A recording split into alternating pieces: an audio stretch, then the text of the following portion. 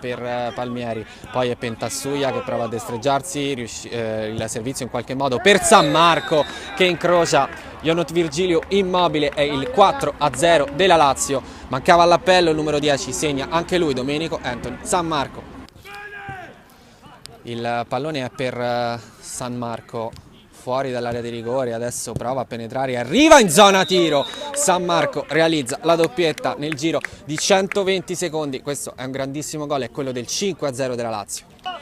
Poi Gimelli e Scarfagna, il lancio lungo a cercare lì davanti il numero 10 San Marco che con il pallonetto sorprende Virgilio, si fa perdonare così ed è il 7-2 della Lazio. Per Martini, largo sulla destra, c'è Mirante che poi si accentra, tenta la conclusione con Ionut Virgilio che prima fa un miracolo e poi è costretto a cedere il gol ancora a San Marco, è l'8-3 della Lazio.